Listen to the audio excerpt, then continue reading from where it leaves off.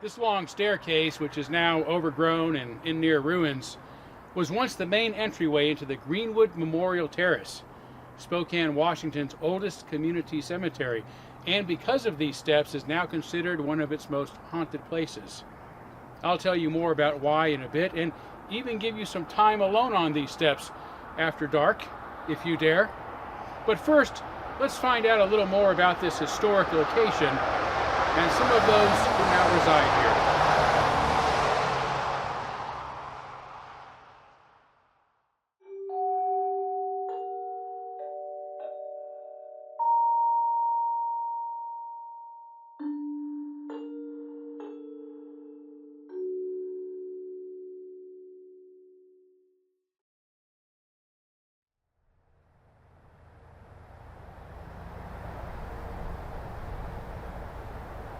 The first burial at Greenwood occurred on July 1st, 1888, 3 years before the area known as Spokane Falls would formally become the city of Spokane.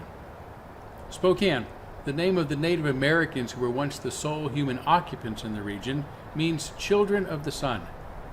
But by the late 19th century, the area had attracted an increasing number of pioneers and entrepreneurs seeking to make their fortunes mining ore, cutting timber, and building railroads.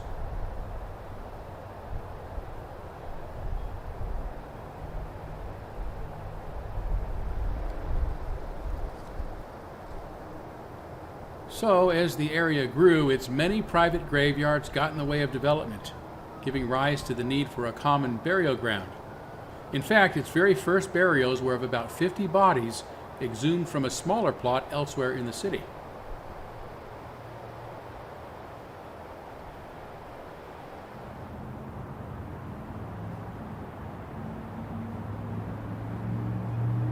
As its name suggests, Greenwood is terraced into 3 levels. The lower level, known as the Flats, contains a variety of tombstones and grave markers, from the ornate upright headstones of the past to the more modern markers embedded flush with the ground.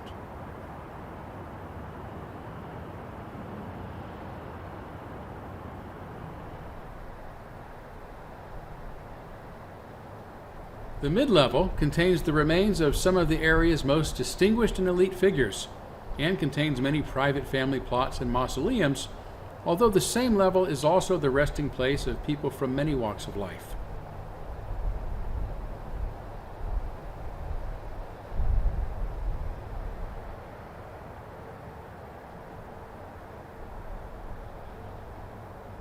Greenwood's upper terrace, known for its giant white cross that can be seen from many places in the city, offers a pristine view of its downtown.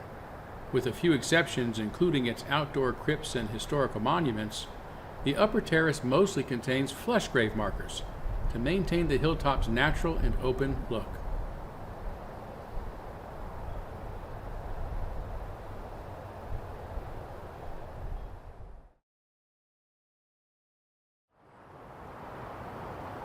This particular historical monument down here on the Flats is surrounded by 15 flush markers, indicating the graves of workers killed in what remains Spokane's worst industrial accident ever. They were killed in an explosion involving over 200 pounds of blasting powder on September 6, 1890, at 5:40 p.m., just 20 minutes before their workday was to have ended. The tragedy occurred on the construction site of a new railroad freight yard, killing 24 workers in all, and seriously injuring and maiming many others. The contractor on the site paid for the graves of those buried here, poor men who lived in what was known as the city's shantytown at the time, with no family to arrange or even attend their funerals.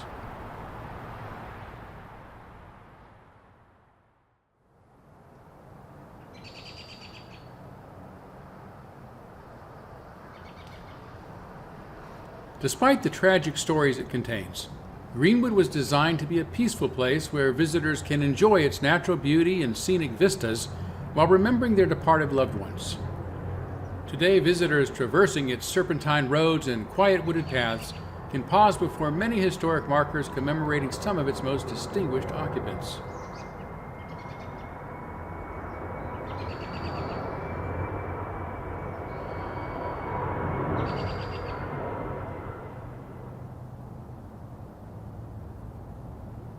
Among them on the middle terrace lies Amos Bradley, a Civil War Medal of Honor recipient and one of the first Medal of Honor recipients in the nation.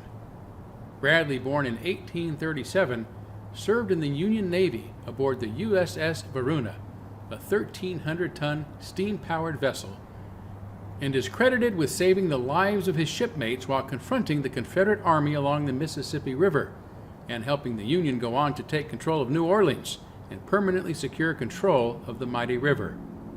Bradley died and was buried here in 1894 at age 57.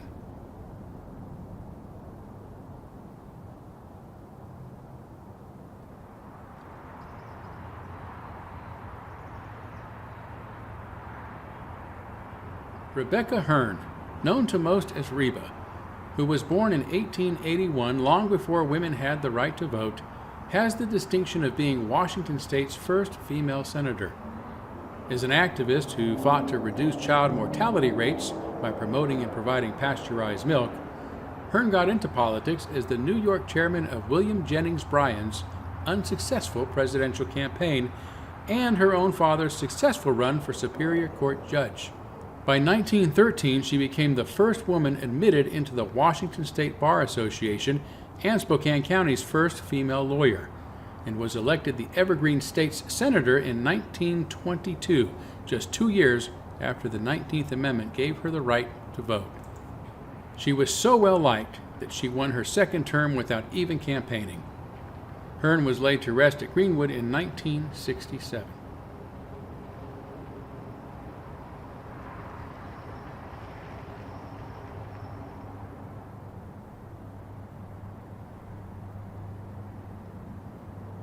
Walter Lawson, best known as Walker, a real Montana cowboy, became a Buffalo soldier in the state's 25th Infantry Regiment, serving from 1886 to 1891.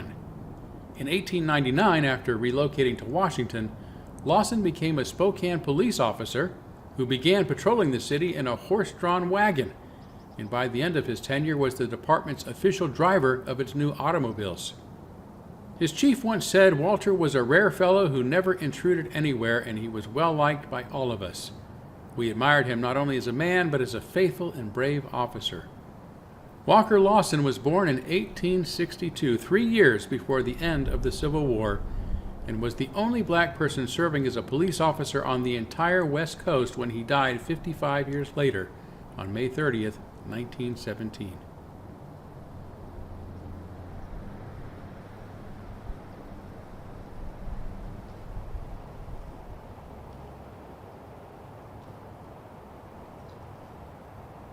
There are many historical markers to discover while exploring Greenwood, but I'll mention just one more: the gravesite of Sonora Dodd, remembered best as the creator of Father's Day, if not the mother of Father's Day, first celebrated in Spokane, Washington on June 19, 1910. Her monument is appropriately beside a bench engraved with the image of her own father, William Jackson Smart, who raised Dodd and her siblings after their mother died in childbirth. Inspired by the establishment of Mother's Day, she thought fathers should also be celebrated. At the time, President Woodrow Wilson sent Spokane a telegraph praising the idea, which became officially recognized by a proclamation of President Lyndon B. Johnson and a National Day of Observance under President Richard Nixon in 1972. Dodd, who was born in 1882, lived to see that day. She wasn't laid to rest here until 1978.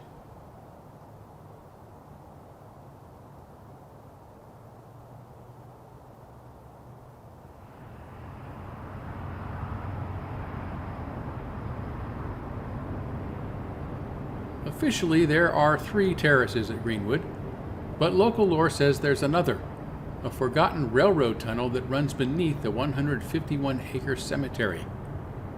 This much we do know: the tunnel does exist, but its openings were buried in preparation for the World Fair that took place in Spokane in 1974. What is uncertain is whether or not, as has long been claimed, the bodies of Chinese laborers killed during its construction remain unrecovered inside the tunnel. If true, it would be ironic that the oldest human remains buried here are of Chinese men, given reports that the cemetery once had a policy prohibiting persons of Chinese descent from being buried at Greenwood.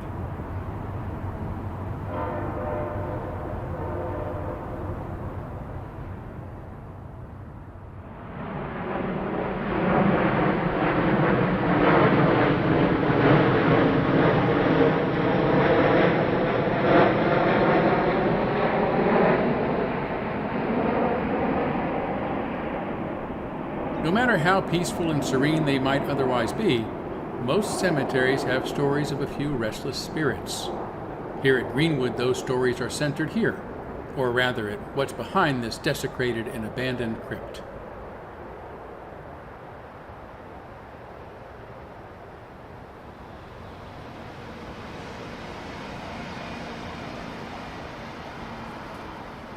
This ornate gate, erected long ago to make visitors feel welcome, is now welded into place and bound shut with thick chains at what was once the main point of entry to the central terrace. Behind it lies the abandoned concrete staircase that local lore says is haunted by ghostly guards and unfriendly shades that still forbid entry into the cemetery after dark.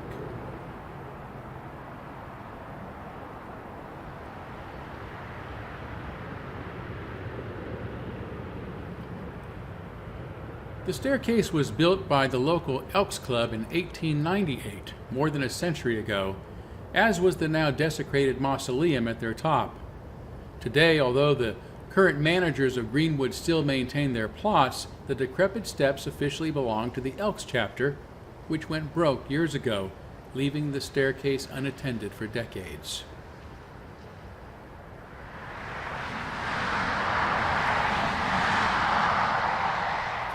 Today it appears the inhospitable hillside has itself decided to shun visitors by slowly collapsing the steps, making them uneven and dangerous to ascend, especially those nearest the top, which have erupted into a nearly impassable barricade.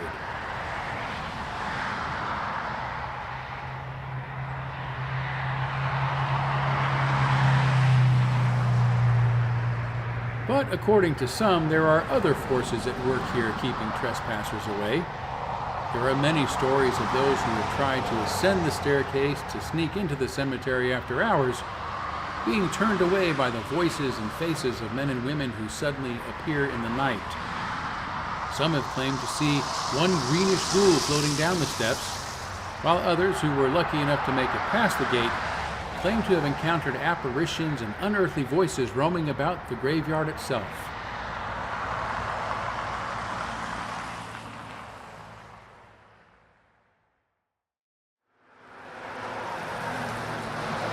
Whether true or not, there are so many such tales that Greenwood Memorial Terrace has earned the reputation as one of Spokane's most haunted places. And the staircase has been nicknamed the Thousand Steps because of the inhospitable forces said to make it so difficult to climb, especially after dark. I don't think I'll wait around to find out, but if you're curious to know for yourself, then stick around for a few more seconds as day dissolves into night.